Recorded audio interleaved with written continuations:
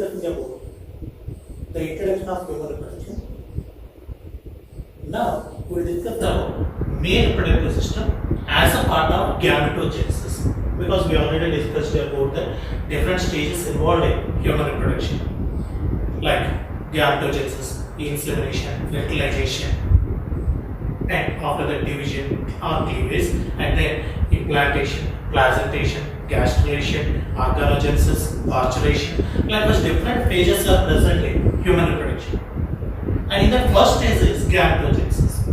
To know well about gametogenesis, here gametogenesis means production of gametes. And here, two types of gametes will be formed. One is male gamete and female gamete. Male gamete is known as sperm cell, female gamete is known as ovum. When you observe that male reproductive system is present at the pelvic region or lower abdominal side, and different parts are present in male reproductive system. Here, first, we'll know that there is a pair of testes which generally consists 4 to 5 centimeters length, 2 to 3 centimeters width. There is a pair of ovaries, there is a pair of testes which generally appears in oval shape, and these testes consist 4 to 5 centimeters length, 2 to 3 centimeters width. These testes are present in a sac-like structure which is also called scrotum.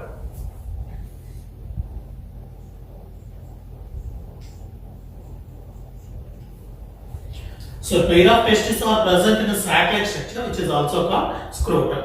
And these testes, first we will discuss about what are the parts present in male reproductive system, then we will discuss about different parts. Testes present in a sac-like structure which is also called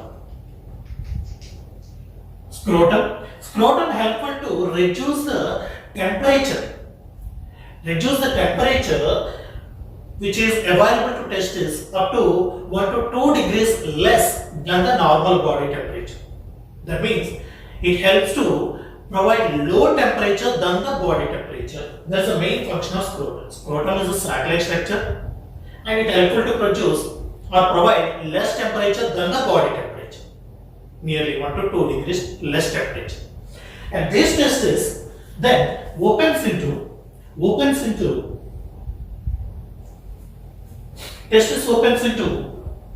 outside,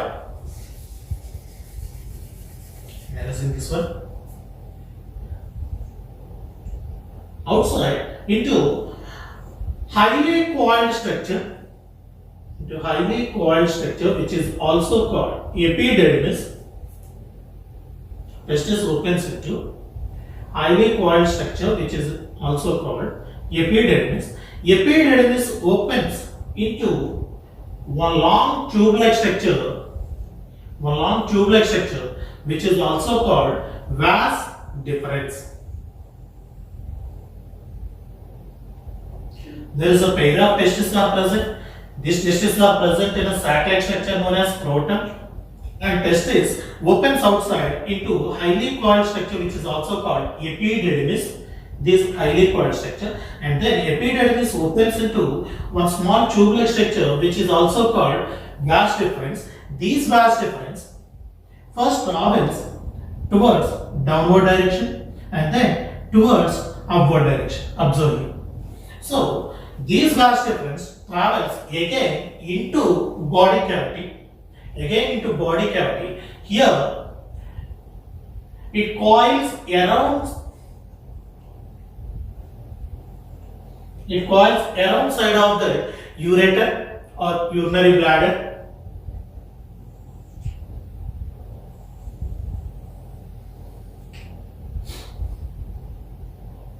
Right. When this one also releases into epididymis. Epididymis is a coiled structure, and then it opens into another tube-like structure which is also called vas deferens.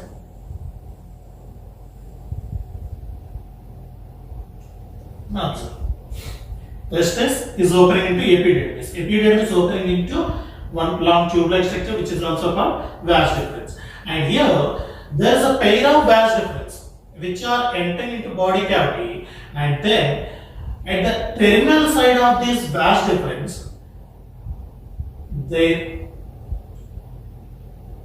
appearance will appear in swollen nature. End part of vas deferens appears as in swollen nature or in large manner. That part is also called ampulla. That part is also called ampulla. So, what is happening? Epididymis opens into one tube-like structure which is also called vas deferens. Vas deferens terminal side, there is a large enlarged portion, and that portion is also called ampulla. Ampulla is the part of which tube? Vas deferens. And then here it receives a pair of gland secretions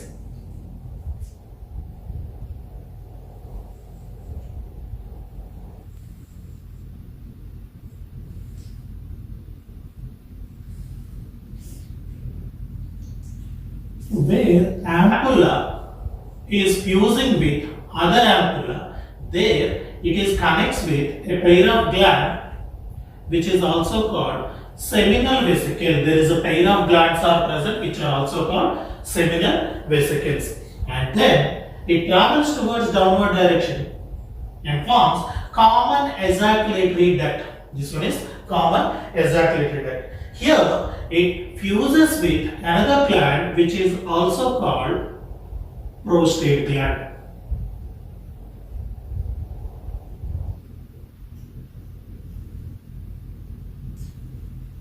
So what is happening here? Common ejaculatory duct is traveling through the prostate gland. There is only one prostate gland is present. And that prostate gland releases the secretions into common ejaculatory duct or this urethra. This urethra which is traveling through the prostate gland is also called prostatic urethra. Here what is happening? Seminal vesicles and these two vas deferences are fusing and forms common ejaculatory duct or urethra. And this urethra, when it is traveling through the prostate gland, then that urethra is also called prostatic urethra. And then urethra travels towards downward direction. It is a small opening towards downward direction. There a pair of glands are present which are also called bulbourethral glands or Cowper's glands. Bulbourethral glands or Cowper's glands. And then what is happening? Urethra is traveling through between the bulbourethral glands. So what will happen? Bulbourethral glands releases their secretions into urethra. And here prostate gland releases their secretions into urethra. Seminal vesicle releases their secretions into urethra. Likewise, all the secretions will travel through the common ejaculatory duct or urethra. And then urethra travels towards downward direction and opens outside through one opening. That opening is also called urethral meatus.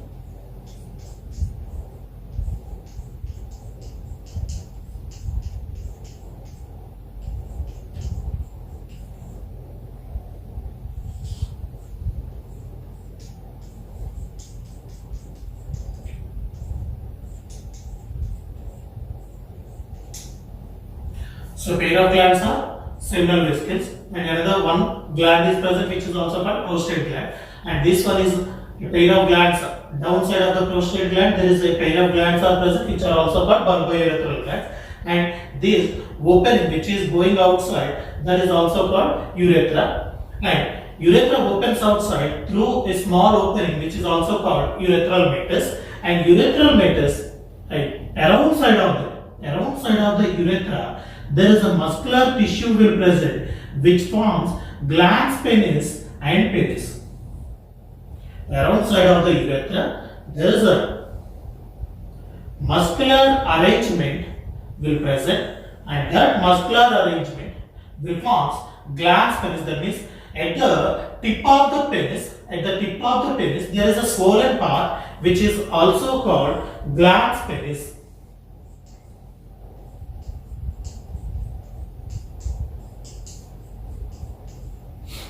Glans penis.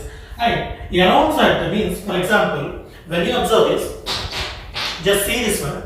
This one is the opening is urethra, and around side there is some amount of muscular tissue. Muscular tissue is present. This muscular tissue will forms a kind of rod-like structure, and that muscular part around side of the urethra forms some erectile structure which is also called penis.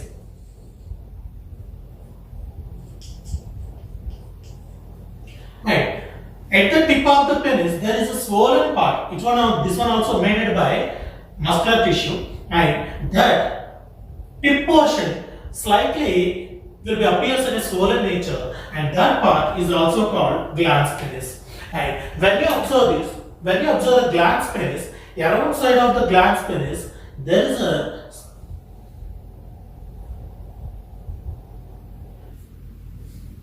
thin layer is present. And that thin layer is also called foreskin or prepuce. The thin layer present around side of the glans penis is also called foreskin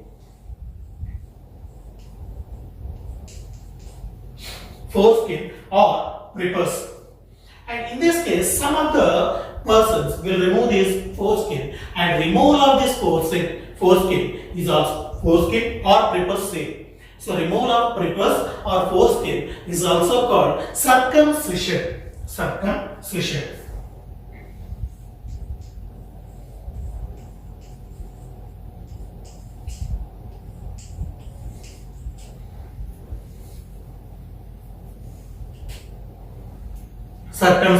Circumcision means removal of foreskin. That means some people, based on the religious activities, this foreskin will be removed, and that removal of foreskin is also called circumcision. And next, foreskin is a thin layer present around side of or outside of the glans penis. And when you observe this, here at the base side of the penis, there is a muscle tissue which is also called crura.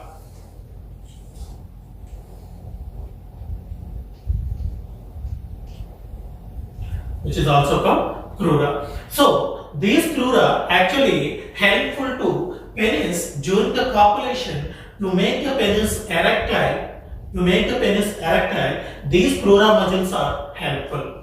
That means penis becomes erectile because of the autonomic nervous system action on the crura muscle. So that penis becomes erectile, and as a result, penis can be penetrates into vagina, and so that insemination process will be take place, or all the semen will be sent outside into female reproductive system.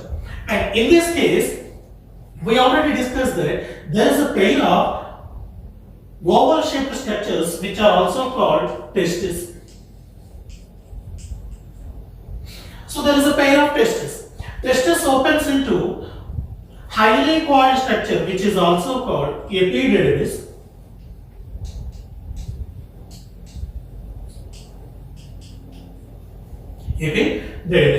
And epididymis opens into another tube-like structure which is also called vas deferens.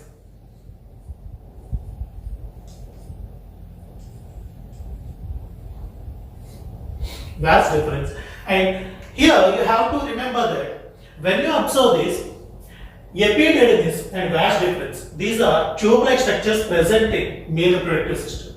These tube-like structures which are present in male reproductive system actually formed from the Wolffian duct.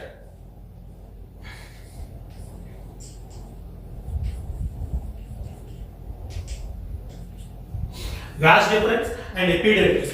These two duct-like structures which are present in male reproductive system are formed from Wolffian duct. Remember that these Wolffian duct is the basis to produce the ducts present in male reproductive system. That is nothing but epididymis and vas deferens. So now again, what are the parts present in male reproductive system? In this case, male reproductive system consists a pair of testes which are in oval shape. And these testes opens into highly coiled tube-like structures which are also called epididymis. Epididymis opens into another tube-like structure which is also called vas deferens. At the terminal side of the vas deferens, there is a swollen structure or vas deferens becomes enlarged in nature, and that part is also called ampulla.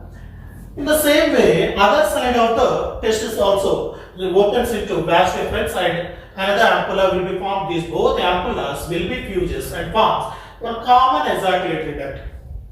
Into the common ejaculatory duct, one pair of accessory glands, these seminal vesicles are present, and generally seminal vesicles are present at the dorsolateral side of the urinary bladder. This one urinary bladder. So, for example, if urinary bladder is present, this seminal vesicle is present like this. That means from the back side. That means dorsal side means back side. So, from the dorsolateral side, these seminal vesicles are present. That seminal vesicles again will open into ampullar region or common ejaculatory duct, and then it opens into urethra, and into the urethra there is another gland. Prostate gland releases their secretions, and here urethra which is present within the prostate gland is also called prostatic urethra, and then it travels towards downward direction. Meanwhile, it also receives the secretion of another pair of accessory glands that are bulbourethral glands. So bulbourethral gland secretions also releases into urethra, and all the bulbourethral gland secretions, prostate secretions, seminal secretions, and sperm cells which are produced in testis, all the material will travel into urethra, and that material is also called semen. That semen will goes outside through one opening. That opening is also called urethral meatus. So in this case, this urethra is also called as urinogenital tract. Urinogenital tract, because urinary bladder is also present. The urinary bladder also releases the urine through the urethra to outside. When the same person is involved in sexual activity, semen also releases through the urethra to outside. That means it is releasing semen. Semen consists sperm cells. Sperm cells are nothing but gametes, which will be helpful to produce new individuals. So, urinogenital tract, urethra, helpful to produce or releases urine to outside. It also helpful to release semen to outside. That's why this urethra is also called urinogenital tract. Likewise, different parts are present in the case of male reproductive system. In this, male reproductive system main function is to produce the gametes or sperm cell. That one actually takes place in testis. Now we will see that what is the structure of testis, where it is present, what are the layers present around side of the testis, what are the tissue present in testis. That one we will discuss as a part of structure of testis. In this case, we already know that testis, what is the length of testis here? 4 to 5 centimeters length. And width is 2 to 3 centimeters, and it is oval in shape. Anyway, when you observe this testis, actually around side of the testis, there is number of blood vessels, lymphatic vessels,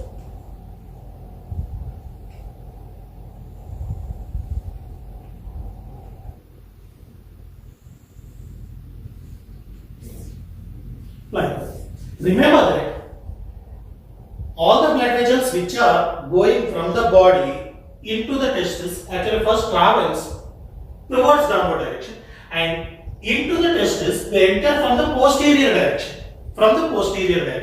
So before entering into testis from the posterior direction, what is happened? All the tubes will form around side of the testis as a layer. Different type of vessels are present around side of the testis and forms as a layer. For example, when you see that this one is testis, and around side of the testis. Now observe here, this one testis around side, number of blood vessels or number of lymphatic vessels etc. are forming as a layer around side of the testis, and that layer is also called tunica vesiculosa.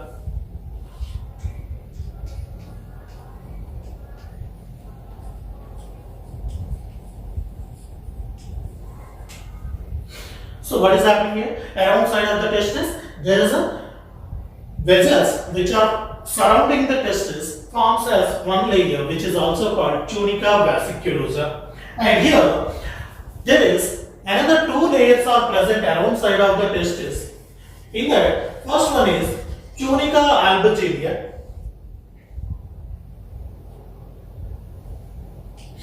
So around side of the testis, there is another layer. Another layer is present, which is also called tunica albuginea.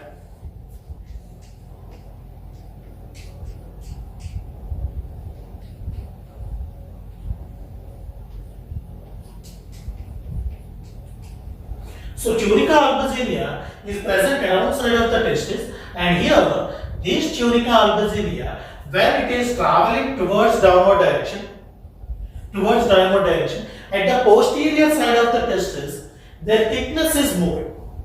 The thickness is more at the posterior side.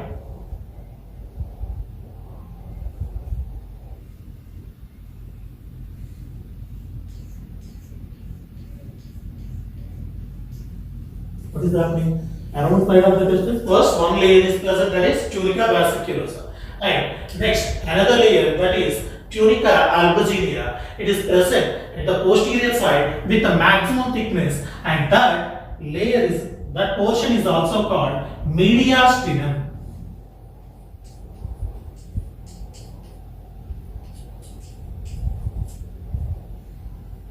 That portion is also called mediastinum.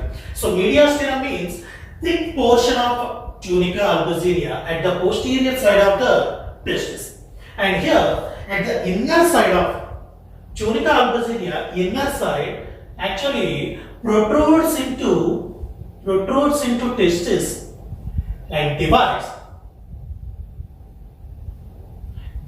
them into nearly 250 compartments. So testicular tunica albuginea is protruding into inner side. For example, this one tunica albuginea, this one testis. And when you observe this, tunica albuginea is protruding into testis, it appears like this. So what is happening? From outside, tunica albuginea is entering into inner side of the testis. So that what is happening? This testis is dividing into different compartments. In the same way, here testis divides into different compartments here. Okay, so testis is dividing into nearly 250 compartments, and that division is because of which layer? Tunica albuginea. Tunica albuginea is dividing testis into nearly 250 compartments. And then after that, outside there is another layer is present.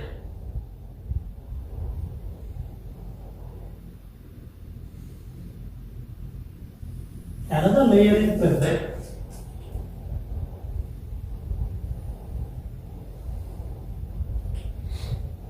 Another layer is present outside of the tunica albuginea. That layer is also called tunica vesiculosa.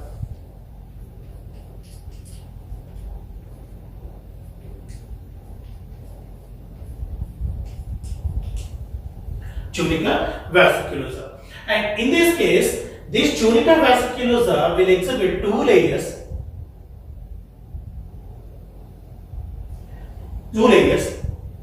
One is parietal vesiculosa and so tunica vaginalis.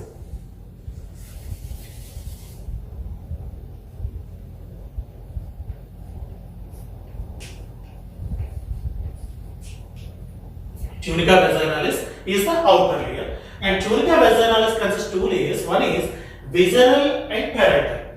Visceral and parietal. Likewise, two layers are present in tunica vaginalis. That means tunica vaginalis consists two layers. One is parietal vaginalis, visceral vaginalis. Likewise, two layers are present.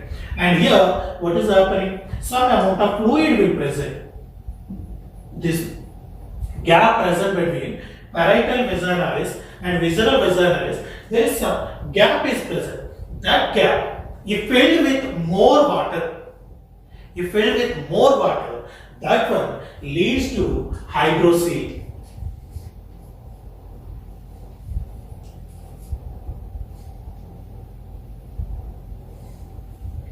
So hydrocele condition is raised because of tunica vaginalis, or the gap present within the tunica vaginalis is filled with more water, and that condition is generally called as hydrocele. Likewise, around side of the testis, how many layers are present here? First one, tunica vesiculosa. Second one, tunica albuginea. Third one, tunica vaginalis. Likewise, three layers are present. Anyway, when you observe that three layers present around side of the testis, and here there is another type of layer is present.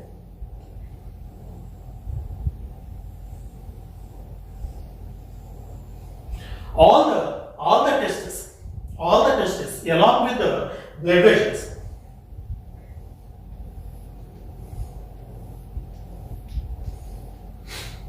Number of blood vessels are entering into testes, and these blood vessels, lymphatic vessels, and all the testes is surrounded by one layer. Of muscle tissue, which is also called cremaster muscles.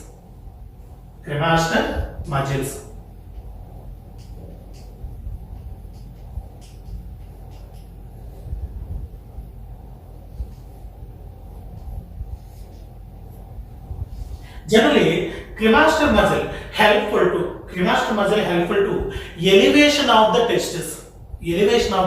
For example, when you observe the males, most of the males have such kind of experience. The males during the summer season, scrotal sac will come. During the winter season, scrotal sac will come closer to the body cavity because outside environment is exhibiting low temperature. So to grab the body temperature, so that to provide the optimum temperature to the testis, what is happening? Scrotal sac is moving towards the body cavity. Outside low temperature. To avoid that, what is happening? They are collecting temperature from the body, so that what is happening? Scrotal sac is providing optimum temperature to the testis. But during the summer season, body temperature is generally increases, so that to avoid the high temperature condition, what will happen? Scrotal sac will move towards outside. So in that situation, this elevation of testis generally takes place by the help of which muscle? Cremaster muscle. So main function of cremaster muscle is elevation of testis. And then these cremaster muscles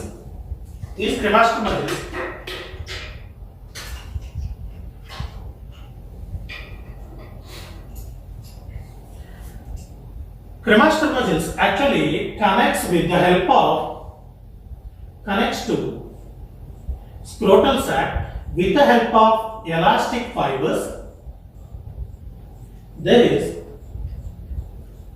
number of elastic fibers are present. That elastic fibers which connects the cremaster muscle with the scrotal sac. These muscles are also called gubernaculum.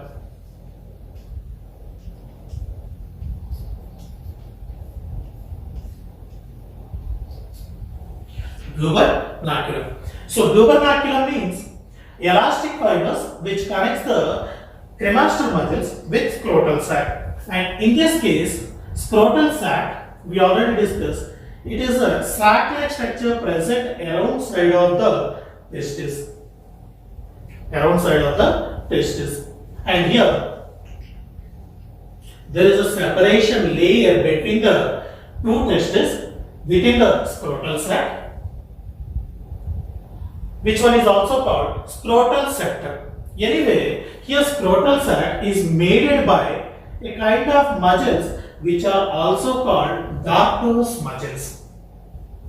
These are also called Dartos muscles.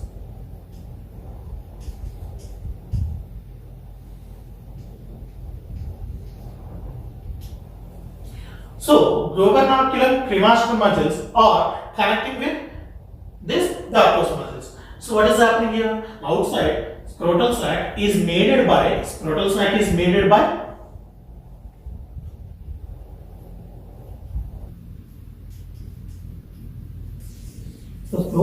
made by which muscles? Dartos muscles. Dartos muscles are associated with this gubernaculum. Gubernaculum connects the cremaster muscle with Dartos muscle. Right. Here, cremaster muscle is a layer present alongside of the testis side, tunica vesiculosa. And when you observe this at this portion, observe here what is happening. They are forming as one rod-like structure or one tube-like structure. These tube-like structure are one pore-like structure. That structure is also called spermatic cord.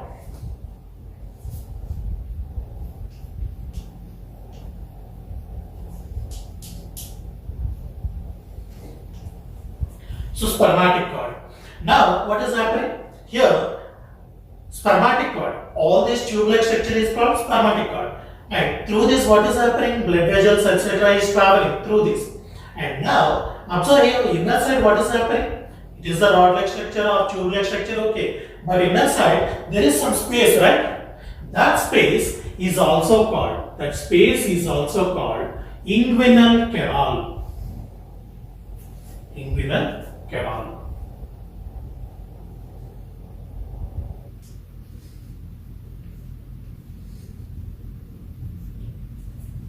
Inguinal canal. So, through this inguinal canal, what is happening? These blood vessels